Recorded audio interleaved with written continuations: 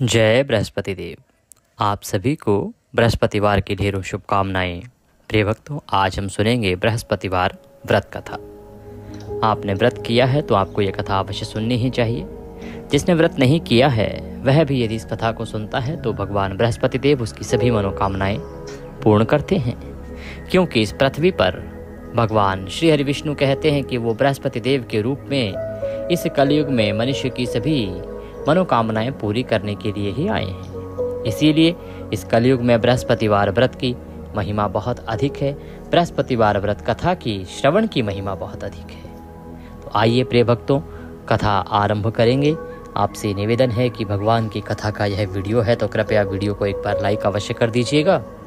भगवान बृहस्पति देव की कृपा प्राप्त करने के लिए, अपने व्रत की सफलता के लिए कमेंट बॉक्स में अवश्य लिखिएगा जय बृहस्पति देव। आप देख रहे हैं देवभूमि ज्योतिष संस्थान का प्रतिष्ठित यूट्यूब चैनल देवभूमि धार्मिक। हम यहाँ पर सभी व्रत और त्योहारों की सही शास्त्रीय जानकारी प्रदान करते हैं। ज्योतिष शास्त्र और पंचांग के आधार पर आपको बताते हैं कौन सी तिथि कब है, व्रत आदि कैसे करना है, क्या विधि है, क्या नियम है, क्या गलती नहीं करनी है, और सही कथाएं सुनाते हैं तथा महात्म्य आदि सुनाते हैं। तो यदि आप सभी व्रत और त्योहारों की सही शास्त्रीय जानकारी, विधियाँ और सही कथाएं सुनना चाहते हैं तो कृपया चैनल को अभी सब्सक्राइब कीजिए और बेल आइकन को प्रेस कीजिए। जब आप सब्सक्राइब का बटन दबाएंगे तो वहाँ एक घंटी का निशान बना हुआ आएगा, उसको अवश्य दबाइएगा, तभी आपको हमारे सारे वीडियोस प्राप्त होंगे, अन्यथा आपसे जानकारी छूट जाएगी। आइए प्रिय भक्तों, कथा आरंभ करते हैं। आपकी जानकारी के लिए बताएं कि बृहस्पतिवार के दिन आपको विष्णु सहस्त्रनाम अवश्य ही श्रवण करना चाहिए। इस दिन इसको सुनने की महिमा बहुत अधिक है। यदि आप अपनी मनोकामना पूर्ति चाहते हैं तो हम इस कथा के साथ इसी वीडियो में आपको विष्णु सहस्त्रनाम भी श्रवण कराएंगे, उसका भी आप अवश्य ही श्रवण कीजिएगा। भगवान श्री हरि विष्णु और बृहस्पति देव की कृपा से आपकी सभी मनोकामनाएं अवश्य ही पूर्ण होंगी।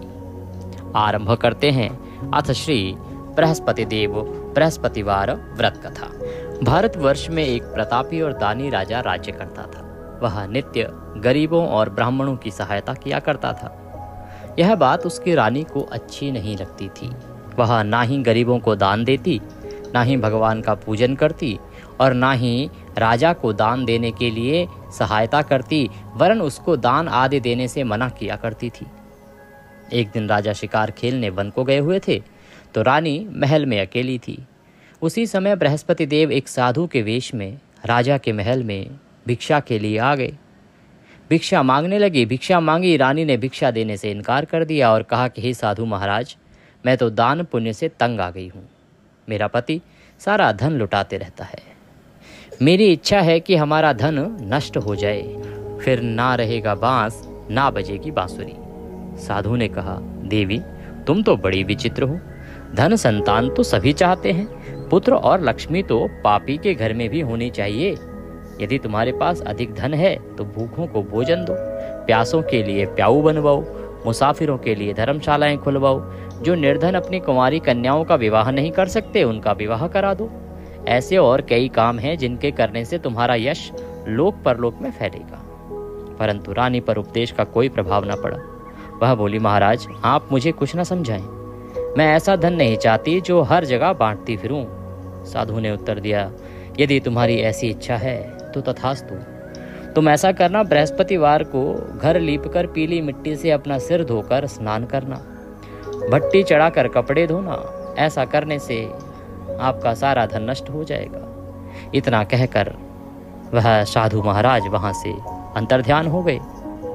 साधु के अनुसार कही बातों को पूरा करते हुए रानी को अभी केवल 3 बृहस्पतिवार ही बीते थे कि उसकी समस्त धन संपत्ति नष्ट हो गई। भोजन के लिए राजा का परिवार तरसने लगा। तब एक दिन राजा ने रानी से कहा कि हे रानी, तुम यहीं रहो, मैं दूसरे देश को जाता हूँ, क्योंकि यहाँ पर सभी लोग मुझे जानते हैं, इसलिए मैं कोई छोटा काम नहीं कर सकता। ऐसा कहकर राजा परदेश चला गया। वहाँ वह जंगल में लकड़ी काट कर लाता, शहर में बेचता। इस तरह वह अपना जीवन व्यतीत करने लगा। इधर राजा के परदेश जाते ही रानी और दासी दुखी रहने लगी। एक बार जब रानी और दासी को 7 दिन तक बिना भोजन के रहना पड़ा तो रानी ने अपनी दासी से कहा कि हे दासी, पास ही में नगर में मेरी बहन रहती है, वह बड़ी धनवान है। तू उसके पास जा और कुछ ले आ, ताकि थोड़ी बहुत गुजर बसर हो जाए। दासी रानी की बहन के पास गई। उस दिन गुरुवार का दिन था और रानी की बहन उस समय बृहस्पतिवार व्रत की कथा सुन रही थी। दासी ने रानी की बहन को अपनी रानी का संदेश दिया, लेकिन रानी की बहन ने कोई उत्तर नहीं दिया। जब दासी को रानी की बहन से कोई उत्तर नहीं मिला तो वह बहुत दुखी हुई और उसे क्रोध भी आया। दासी ने वापस आकर रानी को सारी बात बता दी। सुनकर रानी ने अपने भाग्य को कोसा।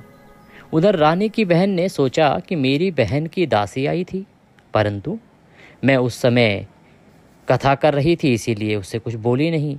इससे वह बहुत दुखी हुई होगी। कथा सुनकर और पूजन समाप्त करके वह अपनी बहन के घर आई और कहने लगी, हे बहन, मैं बृहस्पतिवार का व्रत कर रही थी, तुम्हारी दासी मेरे घर आई थी, परंतु जब तक कथा होती है तब तक ना तो उठते हैं ना ही बोलते हैं, इसलिए मैं नहीं बोली। कहो दासी क्यों गई थी? रानी बोली, बहन तुमसे क्या छुपाऊं, मेरे घर में खाने को अनाज नहीं है। ऐसा कहते कहते रानी की आंखें भर आई।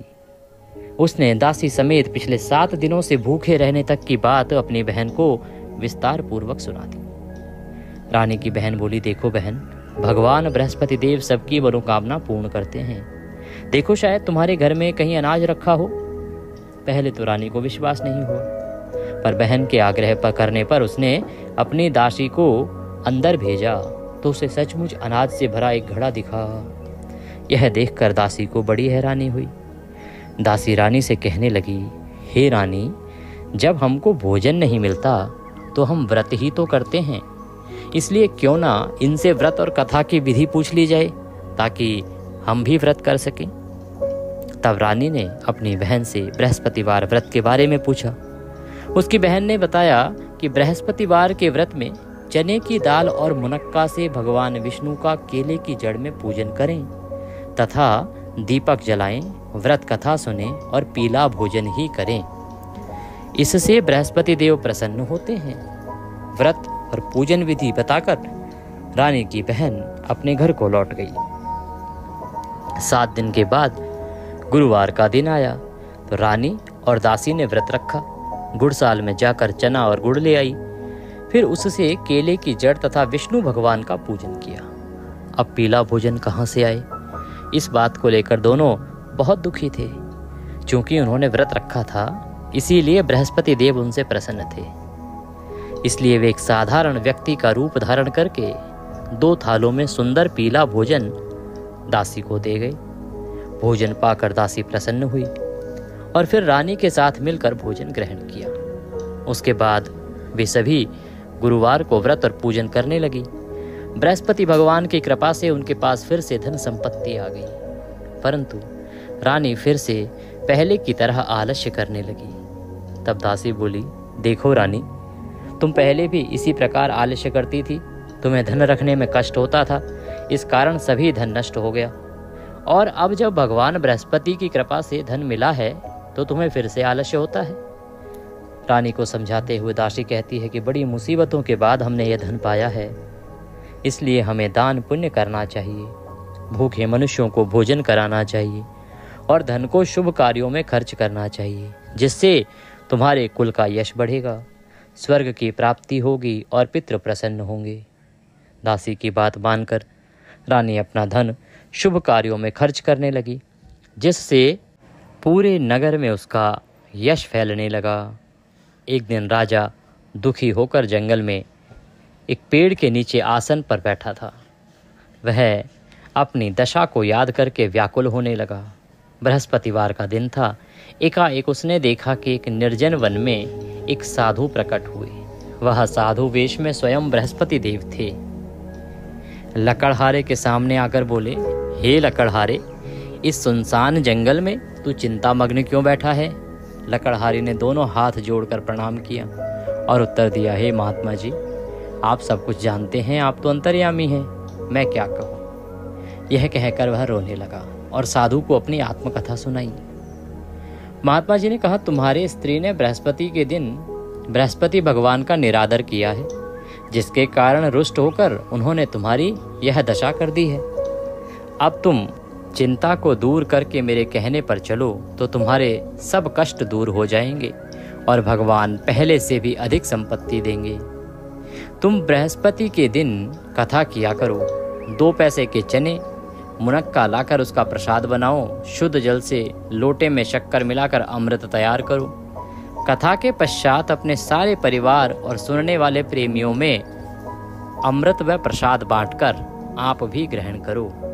ऐसा करने से भगवान तुम्हारी सब मनोकामनाएं पूरी करेंगे। साधु के ऐसे वचन सुनकर लकड़हारा बोला, हे प्रभु, मुझे लकड़ी बेचकर इतना पैसा नहीं मिलता जिससे भोजन के उपरांत कुछ बचा सकूं।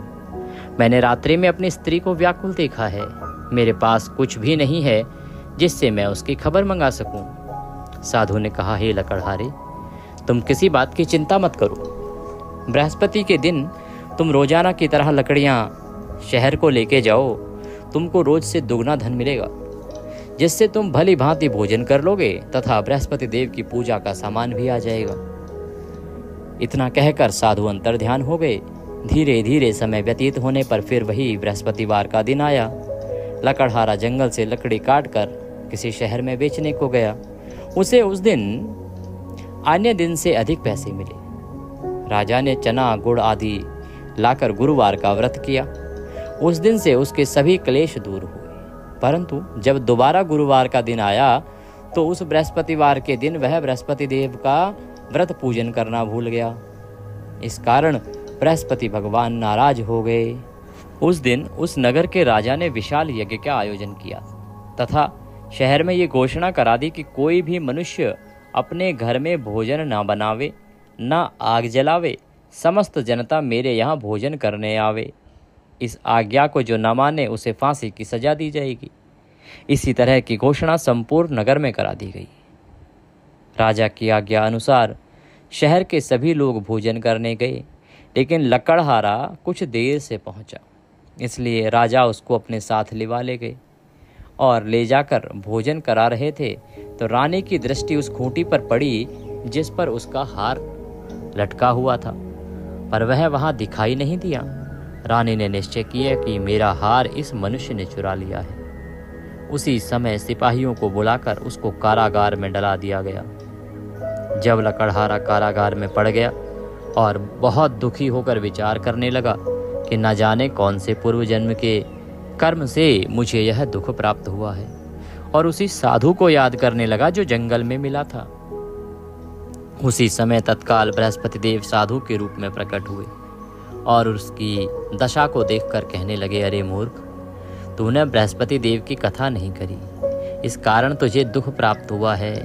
अब चिंता मत कर। बृहस्पतिवार के दिन कारागार के दरवाजे पर 4 पैसे पड़े मिलेंगे। उनसे तू बृहस्पति देव की पूजा करना, तेरे सभी कष्ट दूर हो जाएंगे। बृहस्पति के दिन उसे 4 पैसे मिले। लकड़हारे ने कथा कही। उसी रात्रि को बृहस्पति देव ने उस नगर के राजा को स्वप्न में कहा, हे राजा, तूने जिस आदमी को कारागार में बंद कर दिया है वह निर्दोष है, वह राजा है, उसे छोड़ देना।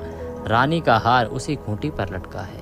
अगर तू ऐसा नहीं करेगा तो तेरे राज्य को मैं नष्ट कर दूंगा। इस तरह रात्रि के स्वप्न को देखकर राजा प्रातःकाल उठा और खूंटी पर हार देखकर लकड़हारे को बुलाकर क्षमा मांगी तथा लकड़हारे को योग्य सुंदर वस्त्र आभूषण देकर विदा किया। बृहस्पति देव की आज्ञा अनुसार लकड़हारा अपने नगर को चल दिया। राजा जब अपने नगर के निकट पहुंचा तो उसे बड़ा आश्चर्य हुआ। नगर में पहले से अधिक बाग, तालाब, कुएं तथा बहुत सी धर्मशालाएं, मंदिर आदि बन गए थे। राजा ने पूछा, यह किसका बाग और धर्मशाला है? तब नगर के सब लोग कहने लगे, यह सब रानी और बांदी के हैं। तो राजा को आश्चर्य हुआ और गुस्सा भी आया। जब रानी ने यह खबर सुनी कि राजा आ रहे हैं तो उन्होंने बांदी से कहा कि हे दासी, देख, राजा हमको कितनी बुरी हालत में छोड़ गए थे। हमारी ऐसी हालत देखकर वह लौट ना जाएं, इसलिए तू दरवाजे पर खड़ी हो जा। आज्ञा अनुसार दासी दरवाजे पर खड़ी हो गई। राजा आए तो उन्हें अपने साथ लिवा लाई। तब राजा ने क्रोध करके अपनी रानी से पूछा कि यह धन तुम्हें कैसे प्राप्त हुआ? तब उन्होंने कहा, हमें यह सब धन बृहस्पति देव के इस व्रत के प्रभाव से प्राप्त हुआ है। राजा ने निश्चय किया कि 7 रोज बाद तो सभी बृहस्पति देव का पूजन करते हैं, परंतु मैं प्रतिदिन दिन में 3 बार कहानी तथा रोज व्रत किया करूँगा। अब हर समय राजा के दुपट्टे में चने की दाल बंधी रहती तथा दिन में 3 बार कहानी कहता। एक रोज राजा ने विचार किया कि चलो अपनी बहन के यहाँ हो आए। इस तरह निश्चय कर राजा घोड़े पर सवार हो अपनी बहन के यहाँ जाने के लिए निकला। रास्ते में उसने देखा कि कुछ आदमी एक मुर्दे को लिए जा रहे हैं। उन्हें रोक कर राजा कहने लगा, अरे भाइयों, मेरी बृहस्पति देव की कथा सुन लो। वे बोले, लो, हमारा तो आदमी मर गया है, इसको अपनी कथा की पड़ी है। परंतु कुछ आदमी बोले, अच्छा कहो, हम तुम्हारी कथा भी सुनेंगे। राजा ने दाल निकाली और कथा कहनी आरंभ करी। जब कथा आधी हुई तो मुर्दा हिलने लगा और जब कथा समाप्त हो गई तो राम राम कह के वह मुर्दा मनुष्य उठकर खड़ा हो गया। कथा पूरी करके राजा वहां से आगे बढ़ा। आगे मार्ग में उसे एक किसान खेत में हल चलाता हुआ मिला। राजा ने उसे देखा और उसे देखकर उससे बोला, अरे भाई, मेरी कथा सुन लो। क्या तुम मेरी बृहस्पति देव की कथा सुन लोगे? किसान बोला, जब तक मैं तेरी कथा सुनूंगा तब तक 4 हरैया जोत लूंगा। जा अपनी कथा किसी और को सुनाना। इस तरह राजा आगे चलने लगा। राजा के हटते ही बैल पछाड़ खाकर गिर गए तथा किसान के पेट में बड़ी जोर से दर्द होने लगा। उस समय उसकी माँ रोटी लेकर आई। उसने जब यह देखा तो अपने पुत्र से सब हाल पूछा और बेटे ने सभी हाल कह दिया। तो बुढ़िया दौड़ी दौड़ी उस घुड़सवार के पास गई और उससे बोली कि मैं तेरी कथा सुनूंगी, तू अपनी कथा मेरे खेत पर चलकर ही कहना। राजा ने बुढ़िया के खेत पर जाकर कथा कही, जिसके सुनते ही वह बैल उठकर खड़े हुए तथा किसान के पेट का दर्द भी बंद हो गया। राजा अपनी बहन के घर पहुंचा। बहन ने भाई की खूब मेहमानी की। दूसरे रोज प्रातः काल राजा जगा तो वह देखने लगा कि सब लोग भोजन कर रहे हैं। राजा ने अपनी बहन से कहा, क्या ऐसा कोई मनुष्य है जिसने भोजन नहीं किया हो और मेरी बृहस्पतिवार की कथा सुन ले? बहन बोली, भैया, यह देश बड़ा ही खराब है।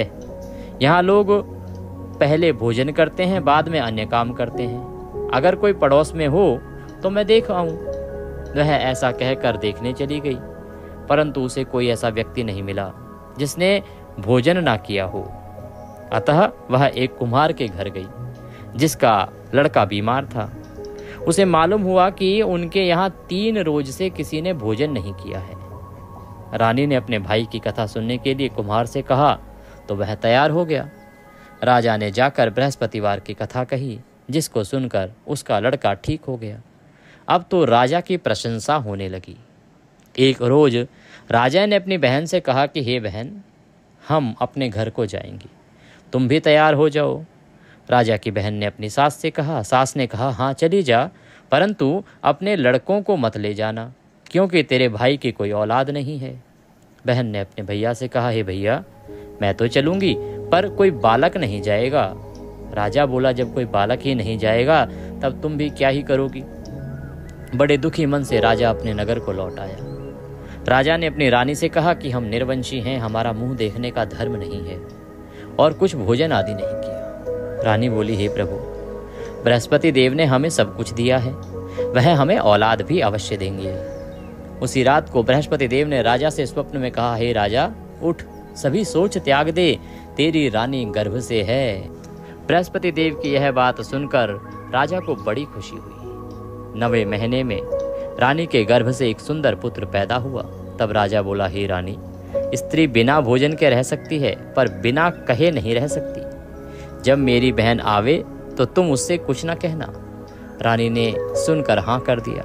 जब राजा की बहन ने यह शुभ समाचार सुना तो वह बहुत खुश हुई तथा बधाई लेकर अपने भाई के यहाँ आई।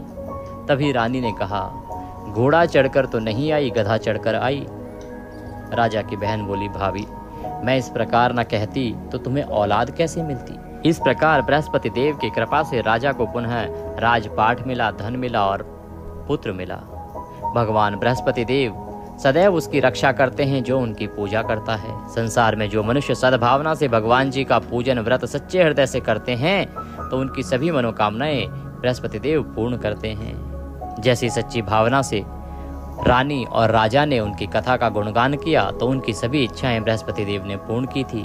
इसीलिए पूर्ण कथा सुनने के बाद प्रसाद लेकर जाना चाहिए और हृदय से उसका मनन करते हुए जयकारा बोलना चाहिए। बोले बृहस्पति देव की जय, बोले विष्णु भगवान की जय।